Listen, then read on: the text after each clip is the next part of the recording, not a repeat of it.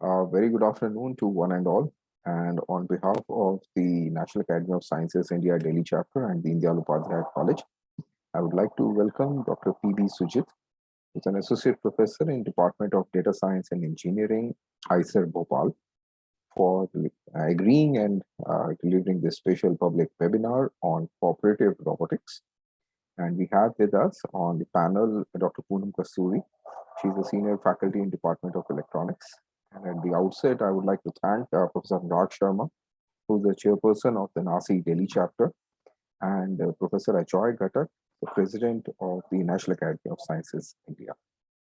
So before requesting Dr. Sujit to deliver his talk, let me briefly introduce him to all the students and the faculty members.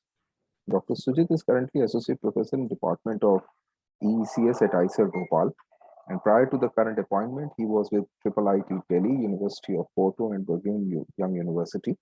He completed PhD from the Department of Aerospace Engineering from Indian Institute of Science, Bangalore, Masters from Visvesvaraya Technological University, and B in Electrical and Electronics Engineering from Bangalore University. His research interests include guidance and control of unmanned vehicles, multi-robot systems, and human-swarm interaction. With these words, I request Dr. Sujit to kindly share his screen and deliver his talk. Sure.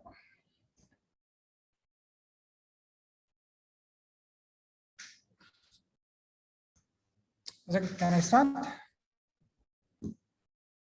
Yeah, please go ahead. Okay. Thank you very much. Thank you, Professor Manoj Saxena, for this interesting outreach with school students. And hi to all. So if those who are online, if you have any questions, you can just mute and unmute, and then you can talk if there is an available. Otherwise, you can put it on the chat.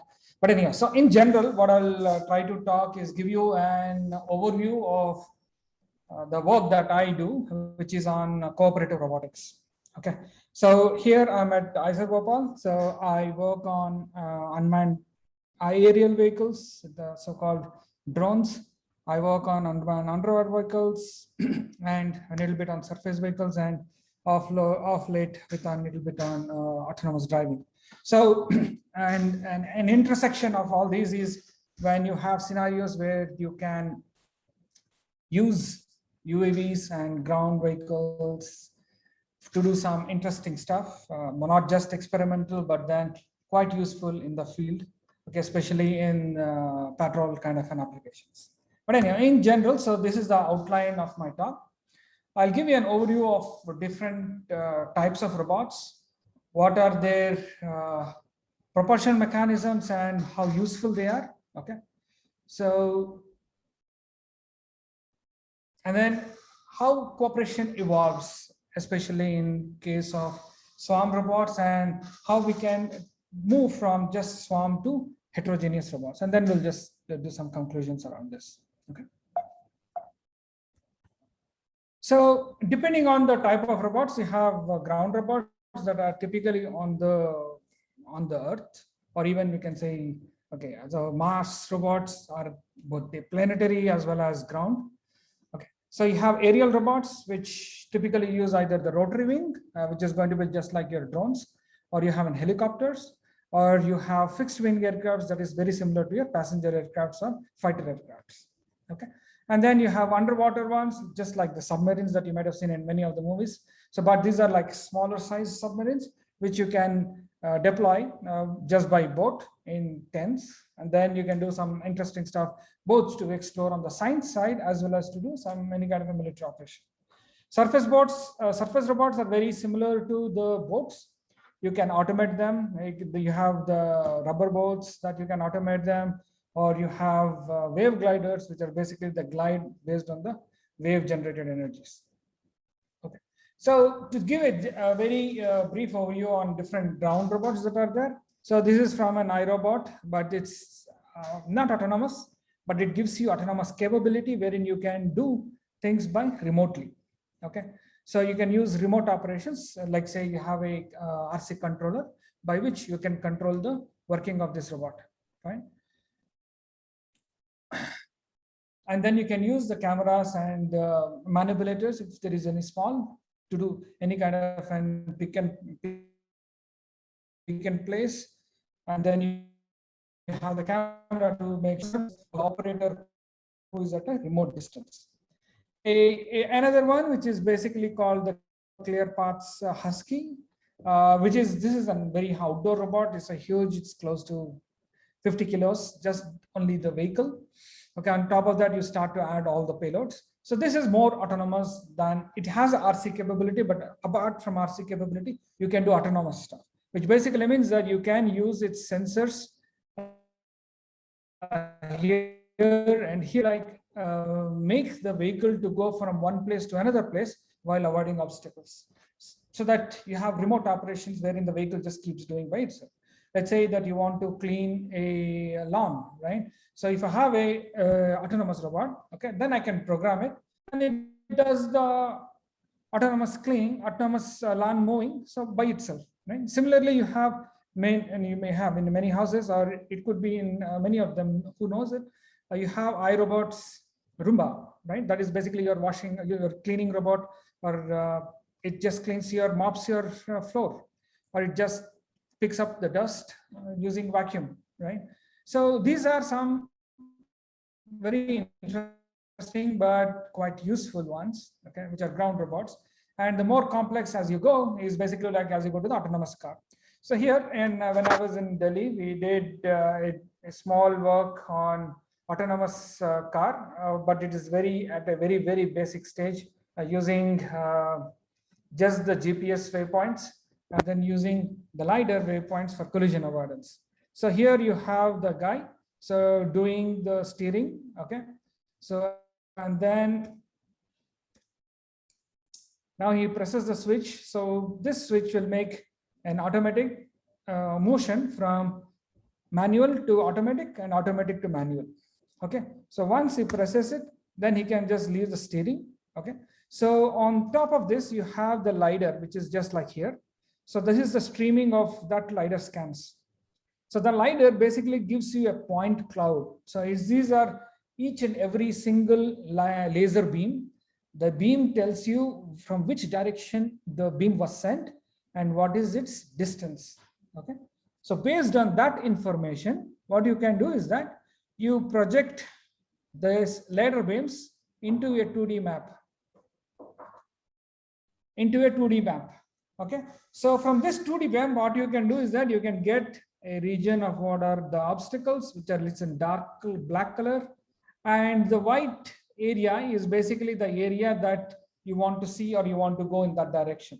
Okay, and then what you do is you take the center point of this area and then give a small goal point, and then you use a path planner that basically tells that what is the path that the vehicle should take to reach from a given source location to a goal location. Okay, so you can see that since this is like a boxes, which basically means that I'm using a grid, right? So it's like, let's say 100 cross 100 number of cells. So each cell basically telling it is of certain width and certain height. And that cell will tell me whether it is a free cell, whether it is an occupied cell. Okay, so if it is a dark colored cell, then it is an occupied cell. If it is white color cell, then it is an unoccupied cell. Okay, so you use that information to basically like create a planner. So the path will give you a set of waypoints, or so-called set of target points through which the vehicle will move. Okay, so I can't give the entire path, right? So because I give it entire path, the path is, let's say, for 30 meters, I cannot go 30 meters within the first second, right? And I will be doing this computation again and again and again and again. So the rate at which I will be doing is based on how much information I'm able to get from the LiDAR, because that is telling me how the environment around me is changing. So the LiDAR gives me the kind of LiDAR that we used. Okay, so that gives me at 5 hertz. That is 5 times a second. It gives me the information. So there is no need for me to run this planner more than 5 times a second, right? So within that 1/20th of your second, right? So all you can move is basically up to here or up to here. So what I give is this is my current location, which is the current box. And I tell, okay, so given this point or this point, what is the new heading direction of the car, desired heading direction. So I know what is the current heading direction because I know the steering value, because I have all the sensors equipped on the car that gives me the steering values. What is the degree of your turn? What is the turn of your wheels? What is the RPM of your speed of your car? Okay, engine speed. What is the brake condition? All these are obtained through this small interface. Okay, it's called a CAN bus interface that is connected to the electronics of the vehicle. So by the way, so this vehicle, which is basically an Mahindra's E2O, was given to Triple IDD for doing a Mahindra Race Challenge. Unfortunately, it could not go ahead, but we had the car and then we were doing all these experiments during that time. Okay, so coming back. So given this heading direction and what is my current heading, right? So this is my current heading and this is the new heading direction that I want to go. So I have an error E, right? So what I will do is I will give this error correction to the steering angle so that it basically steers by that particular amount. Okay. So in this way, I will be able to basically like continuously change the steering angle such that I can avoid the obstacles if there are in the front. And that ability was given by my planner. So this is how you basically like integrate, let's say the car mechanical system with the sensing modules given by the LiDAR, okay? And then you have a planning module that is given by the path planner. So in an autonomous car, when you see that in videos and as well as a lot of advertisements, if its ability to move, so it has three main modules or three main plans you can think of. One is called perception module that is composed of your LiDAR and your camera. You have planning and control that basically like gives the plans for the path and controls the vehicle. Okay. And the other is your complete the mechanical and system from which you do all the interfaces and then design and integration stuff. Okay. So yeah, this gives you a broad area about unmanned ground vehicles and what kind of contributions that you can think you can move around. So the other one is the UAVs. So you have big ones, which are like your Predators, which are basically like flying above the altitude at which the commercial airplanes fly. Let's maybe around 60,000 feet, right? And then they carry possible missiles and even guns to do any kind of remote operations. A handleable version of that is basically let's say this is a Skywalker X8, but this is like a 2 meters wingspan vehicle, approximately 180 to 2 meters, 1.8 to 2 meters you have. Okay, so here you can hand launch it, but typically it is done by pulley. And a complementary to that is your rotary vehicle, which is like said DJI Panthers and several other DJI quadrotors, and every other companies has different small quadrotors that you can use it for doing any kind of a commercial systems, right? So here we just basically like what we do is we do algorithms on the vehicle so that they're more accurate even under different wind conditions and under different wind disturbances. Okay, so all you need to do is basically like you take the autopilot, and autopilot has the planning and the control loop. You basically like make modification or changes to that control loop so that it takes the wind information, it takes the desired path information, and it makes it efficiently so that you get the vehicle onto the desired path very fast. So the other top of the final thing is your underwater, which is a submarine type of vehicle. This is a light AUV. This is from University of Porto's lab. So from the same lab, this is the Swordfish, which is basically a surface vehicle. Like you have two hulls, It's called the catamaran model, wherein you have two hulls, and in between two hulls, you have a supporting structure on which you have all the electronics. You have one motor here, you have another motor here. So you use a differential thrusting system so that you can either go front with, if both the propellers are moving at the same speed, then you will go front. If it's backwards, then you can go back. So one is reducing speed and the other is increasing speed. If you have a differential speed, then you can change the directions in which you need to go. Okay.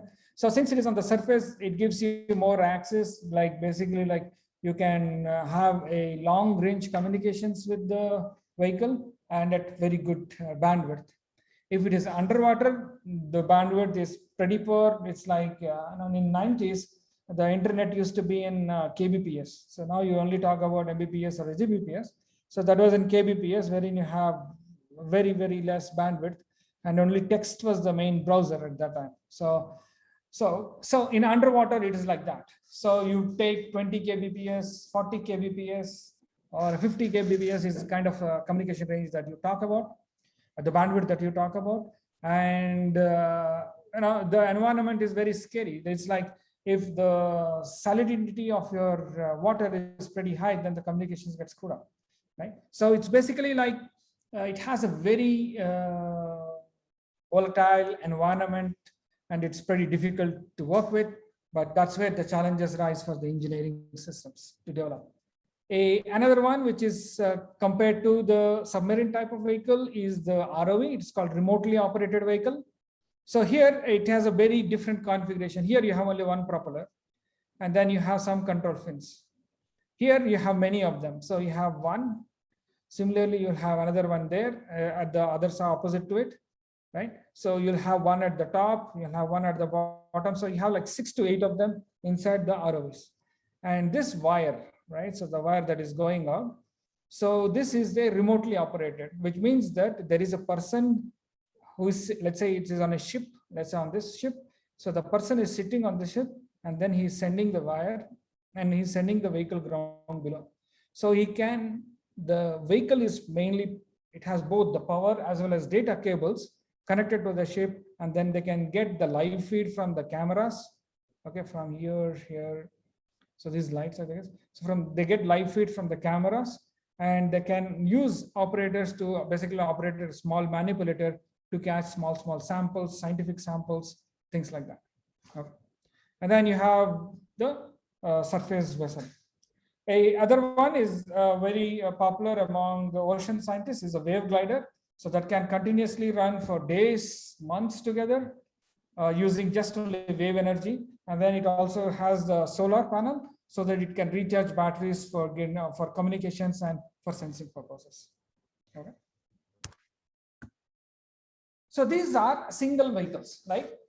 So this is a very expensive, hundreds of thousands. Okay, it is more than $100,000 just a single vehicle, right? So, but let's say but due to some issue, if it fails, right? So then what you have is basically the entire robot system is not working for you, because it's your mission, which is your objective for which you have deployed such an expensive robot is no more of use because there is a small failure in that. So these are, since these single sophisticated robots are highly subjective to single point failures or just only single failure, right? So on the other hand, what we can do is that we can deploy multiple robots. So because you're deploying multiple robots, you can reduce the cost in the sense that I don't need to put all sophistication in just only single robot. I can have different robots with different sophistication, and then I can make them work together to get my job done. Right? So what it can give you redundancy in the system, wherein one of the vehicle goes off, still you will get the data. So it is robust to single point failures, and you can accomplish your mission quite fast. Okay. So only issue here is that when I deploying multiple robots, but let's say that I want to cover an area, okay? Let's say inside your house, you want to clean with 4 Roomba robots. But then if you allow them to just follow one another, then you will not be able to get anything better. So which means that you don't want to have any tasks that are overlapping or doing the same thing again and again, right? So when your objective is there, you need to make sure that there is some kind of a cooperation that is available with the agents, okay?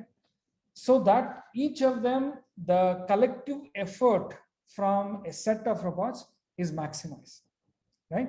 So instead of saying that you're going to put one behind the other, I'll put on one side, then these robots can make sure that there is no gap between the robots so that they continuously go and cover it up, right? So that means that I need to make sure, or the robot needs to make sure that they're always in neighborhood of each other, right? So cooperation is essential in these kinds of systems when you put multiple robots. Otherwise, you may end up doing a repetitive task, which in turn reduces your efficiency. Okay. So this cooperation, if you look at a very natural way, so this has been a part of many biological systems, right? So that you have seen, that you see in a lot of, let's say, National Geography or Discovery channels and things like that, wherein a bunch of animals cooperating with each other, let's say a group of hyenas attacking a prey, right? So how do we cooperate, especially if I'm using robots? Then first thing is I need to know what they're sensing. So I need to have some kind of a sensory information.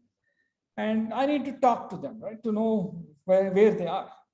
So there are two ways of knowing it. One, I can have a Wi-Fi or a radio kind of a thing wherein I basically broadcast saying, hey, I'm here. So what is the information? This is my information that is available, things like that. The other is intrinsic, wherein I'll use some kind of an indirect communication. Let's say that I use laser, okay, or I use a color. So let's say on each top of each robot, I'll have a different bulbs, and each bulb is of different colors. So based on the color that I get information, so I can tell where they are and what kind of information that they have sensed, things like that. So that is intrinsic way of communicating. Okay.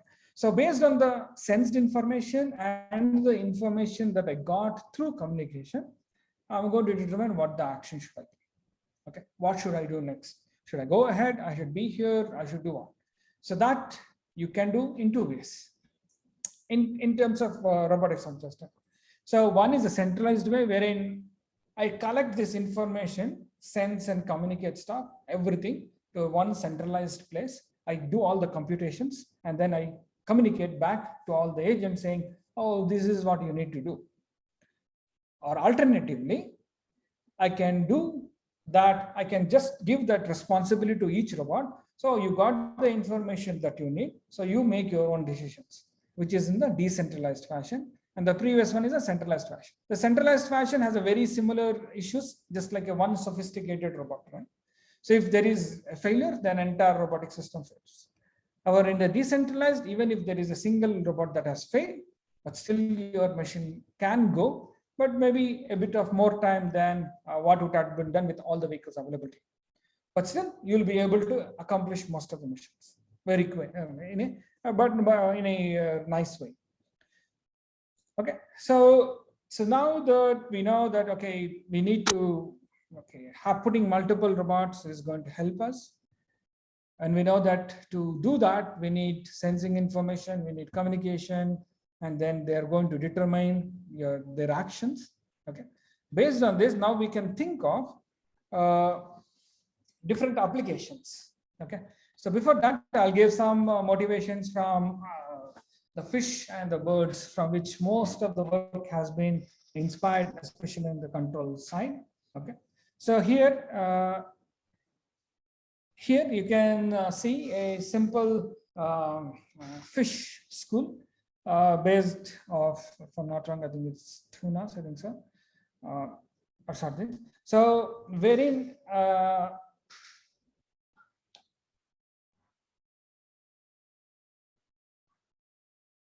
sorry about that. So in the fish school, you'll see that basically all the fish, they tend to now circle around a region so that they can protect themselves from the predators, right?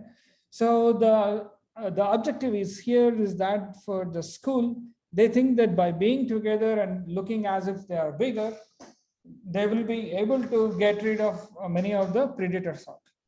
Okay, so this is the kind of school that you might have seen, wherein the whole bunch of fish, they keep swirling around a given point and then they keep moving around. Okay, so this is another big large spool.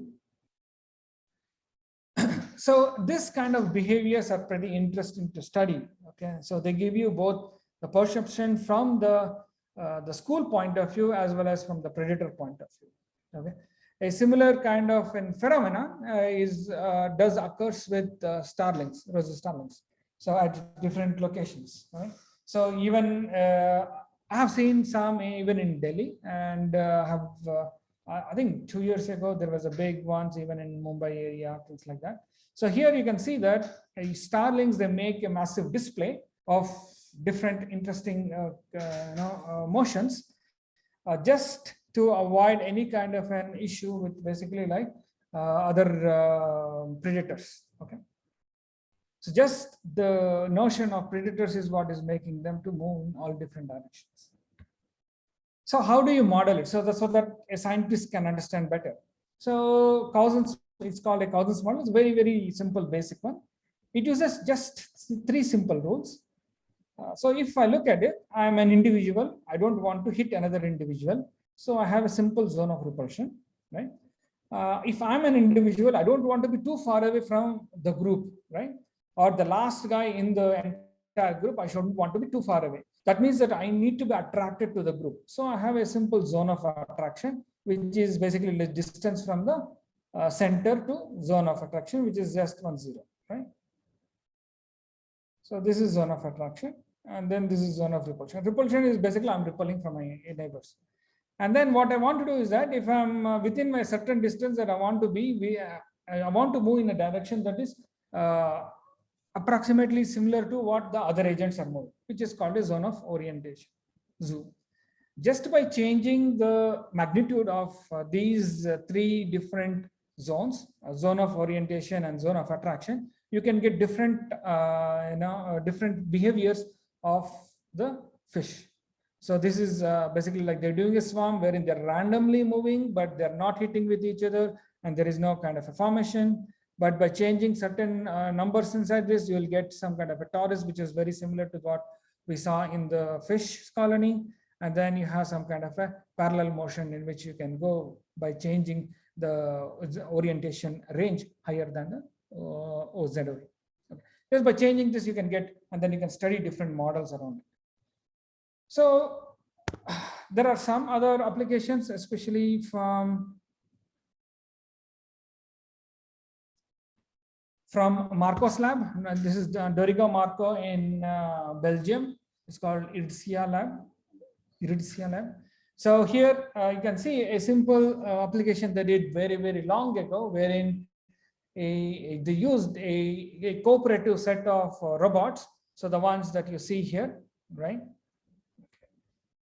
So these are the robots. These are having a small manipulators, which is basically like just holding a clamp kind. It's not having any kind of a multiple degree of freedom. And they have these colors, which basically tells that what is the task that they were assigned to. So their task was basically to come and basically like attach themselves with the cloth, which was attached to the child. Okay. So then you have these, then you have the second set of robots, which will try to help the first set of robots that are holding onto the child. So this experiment was basically to show that you can use a set of cooperative robots to do search and rescue missions. Okay, so wherein you have a person who has been injured or something like that, and then you want to rescue that using a set of robots. So the second set goes and attached to the first set, and then they change their color. Okay. So then you have similarly the next set of agents, they come. Sorry. Similarly, you have the next set of agents, they come and then they get attached. So once you have a good numbers, okay, so then what will happen is that they are ready for the transportation. So here you have 5, 5, and 4 and 5. So now once they're ready, so then they have the combined strength so that they can pull the entire person to move from one location to another location. So this gives you an interesting application of how you can do cooperation and how useful it is that it can eventually bring in a good reward in terms of the kind of objective that it can do. Okay. Similarly, another application from the same lab. So wherein you are using two types of robots. So these are the ground robots, and then you have one UAV. Okay. So the task here is that, so there is a book on the bookshelf, and then you want to get that bookshelf. Okay. So, but you don't know where exactly all your other neighbors are, and then you want to coordinate or to check how to get the book. So you have the first robot that goes to the up, which is your aerial robot, and then looks from the camera where the book is. Okay, it detects the book, and then it basically uses the lights as an information, which is the intrinsic information, which communication that we discussed just now, to tell that, okay, the book is at certain location. So you have a stringing mechanism based stuff on the robot that sends, or basically like puts it onto the top of the roof to catch it.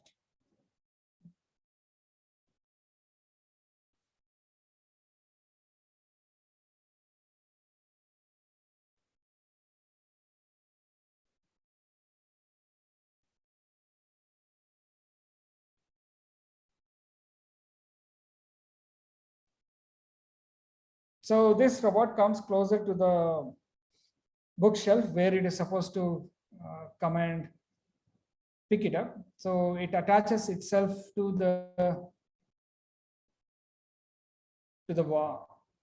side of the bookshelf. Okay, and then it releases a string so that it gets attached, and then it uses the grippers to climb the bookshelf,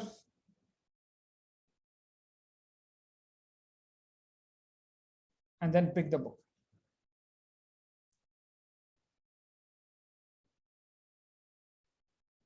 And then it basically uses the string to get down from the top to the ground floor.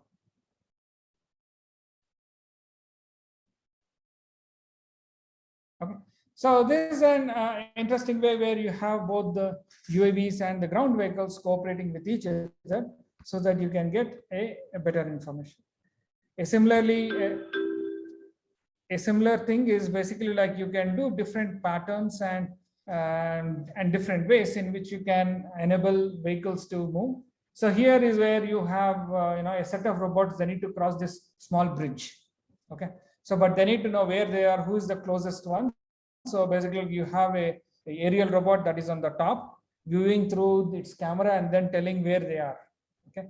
So then basically like these guys, they create a small group, and they travel so that it gives you sufficient push to climb up the small bridge and then go on the other side. And then these four guys are basically like tasked to push the water can. So they can use this for doing different operations, but these are more like demonstrable operations.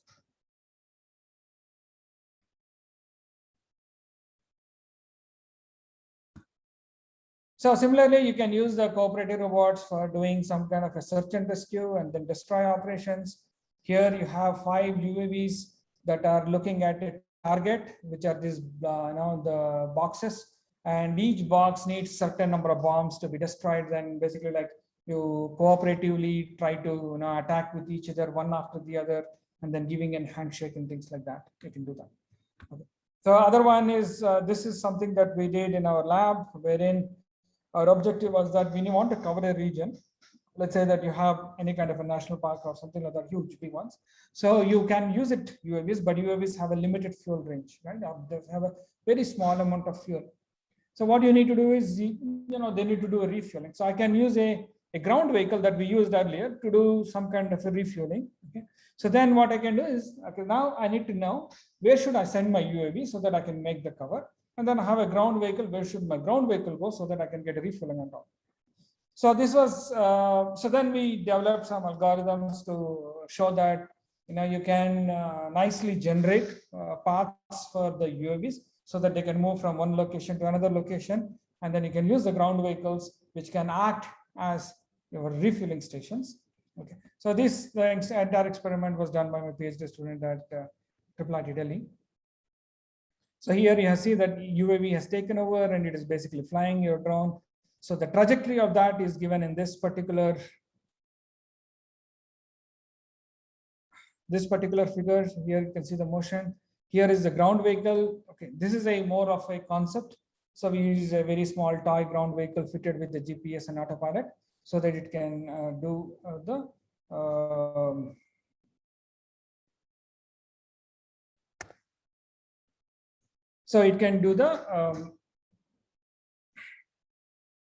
refueling part. Okay, so on top of that, so once it comes down, it gets some refueling, and then again it goes back so that it can continue its operation until the entire area is covered. Okay, so in this is one kind of an interesting application of using a ground vehicle and a UGV to perform coverage applications. So this is where both you can use it for national parks, or you can use it even for some kind of a surveillance in border patrol kind of an applications. Okay. And another interesting application that is a border patrol. Okay, so this is not. Yeah, this is with Pratap and Kevin at Virginia Tech was. So let's say that you want to do the patrol on a border patrol, right? So border patrol is a thin way. So what I can do is that if I'm using this terrain to be a 2D terrain, right? So then I'll get a big chunk of area. If I consider it to be 1.5D terrain, then basically like I'm looking at the road and the altitudes between the road to earth, right? Kinds of terrain pieces that I'm going to get like this, right? So this is the kind that I'm going to get. So what from an y direction onto the plane. So I have a x and then I have z. So I'm working only on the xz plane. So then if I, based on this terrain, I want to make sure that if I'm a UAV, I should be able to see the entire terrain points. Entire terrain, because visibility constraints, since the terrain is not flat, right? So I can design having algorithms such that give small chunks of areas to different robots and then ask them to just only monitor those parts. And then I can also use my ground robots to monitor a certain area, right? So ground robots, because they have a lot of fuel, it's much easier for them to use for longer regions. So hence their cost of operation is small. But UAVs, you need a refueling, you need to take them to a longer distance. So their cost of operation is higher. So now I can use cost to tell, okay, how should I distribute how many UAVs I should have and how many UGVs I should have so that I can monitor the region in a meaningful way while reducing the entire cost. So that was one of the works that we did. So in summary, so you have seen different cooperative robots and how they can perform different kinds of operations, right? So designing these algorithms is interesting. It is highly involving. It always makes you in a highly positive energy, but at the same time, it also involves a lot of tricks, and then it's quite challenging. So that gives you a good area to do some kind of a nice research as well as to have fun. So one way of looking at robotics is basically it's a very fun kind of an area, but it has good amount of research to do also. So yeah, and implementation is pretty difficult. you need to spend a lot of hours of hard work in the field. So I do more of outdoor robots than indoor robots. So it basically means that even in summer or even in close to winter seasons, you know, to just be outside and then do the experiments. Okay. So yeah, so this is a general overview and stuff about cooperative robotics. And if you have any questions, then I'm happy to Yeah, discuss. thank you. Thank you very much, Dr. Sujit. And I request my co-panelist, Dr. Poonam, to kindly take up the questions which have been shared in the chat section. Thank you so much, Manoj. And I welcome you, sir. Before I take the questions, so I think the students are from school 9 to 12, so not many very questions have cropped up, but a few basic questions are that first of them is like, are there any courses where they can go for robotics training for teachers? And apart from, of course, the online courses like Coursera and all those kinds of things, are there any institutes in India that are offering certain courses where they can go? Yeah, so apart from the Coursera, so most of the IITs, they have robotics courses, they have robotics specializations that that the faculty can go. So both they can do even I think the most important part is just go and contact them. So typically most of them are pretty excited. Okay, so they'll always give you something around which you can start your robotics journey. So either let's say me or many people, you know, all my collaborators in different parts of the country. So we all are pretty excited, and then we'll try to help you in every possible way. But if you want to do MTech or a PhD or something like that, then there are a few universities across almost all IITs have. But yeah, so but all of them will not be working on all kinds of robots. Some will be working on different kinds of robots. Let's say that if you take ITM, then the ocean engineering will work on underwater robots. Aerial robots will be typically taken by the aerospace division. So you have a different departments and different kinds of research interested. So coming to this point now, that if a person wants to go for advanced courses in robotics, then what are the prerequisites that should be clear before that? Prerequisites. So one is you need to know programming. Okay, so robotics is very highly programming oriented, but you can escape it by going into algorithmic robotics, where you can do some kind of an algorithm based. Okay, so this is coming from more from, let's say, algorithmic robotic. There is a separate what is that area, so that uses computer science based algorithms and approximation algorithms. We have randomized algorithms. The theoretical computer science, you can use many of those techniques onto the robotics side. And many of them will just left with simulations. So you need to do a lot of programming, but on the other side, you need good physics and math. So as a school student, a sound knowledge of physics and maths is essential. Yeah, if you good 12th standard physics and math will take you a very long way in robotics. Okay. And so then one question is like, what is your view on artificial intelligence in cooperative robotics? So that is there. So there is an area called multi-agent learning. Okay, so where you have each agent is basically a robot. So you have let's say that environment, you do a simple cleaning task. Okay, but the environment is changing over time.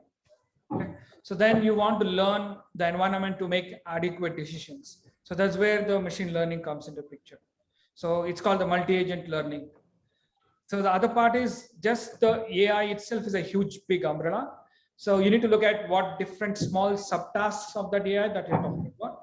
One is you have reinforcement learning, wherein using reinforcement learning techniques, you can do what the decisions that the robots will make. So you have ML based, but those are mainly meant on taking a large scale visual information and then doing a dynamic data, dynamic decision-making kind of frameworks.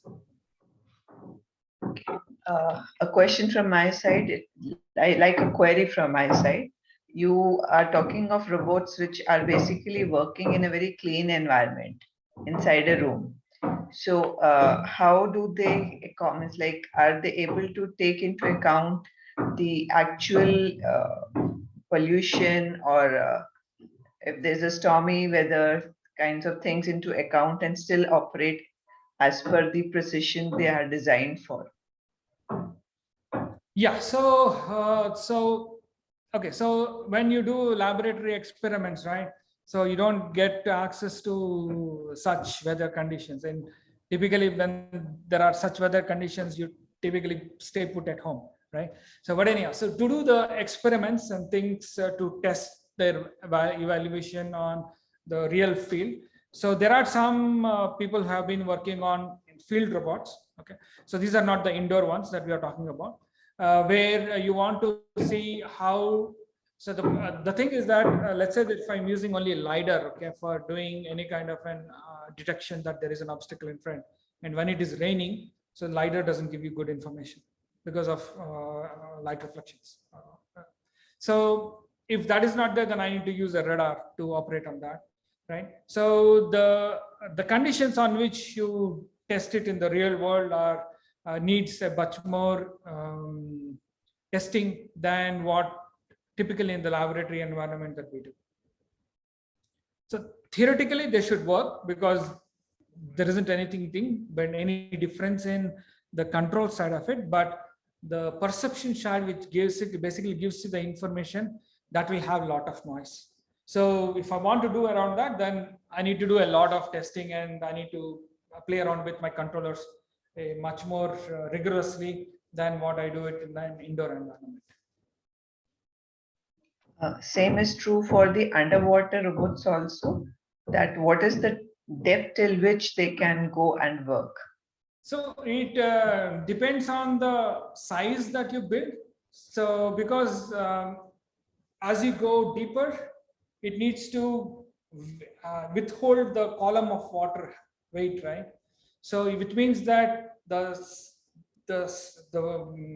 width of the inside container, that needs to be increased. So your size keeps increasing bigger and bigger as you go deeper and deeper. So let's say that the one that I showed in the picture, the very first one, so that goes up to, if I'm not 100 meters. Okay, thank you so much, sir. And over to you, Manoj, now. Thank you. Thank you very much, Dr. Sujit, for sparing your valuable time and talking to all the participants, as well as the faculty members and the students who have joined us for this particular program. And on behalf of the National Academy of Sciences India Delhi chapter and the Deendayal Upadhyaya College, I would like to thank you once again and all the attendees for being there with us for this wonderful session, and hope to see you all for another interesting section scheduled for September 30th. Thank you very much, Dr. Thank you very much, Professor. Thank you. Thank you.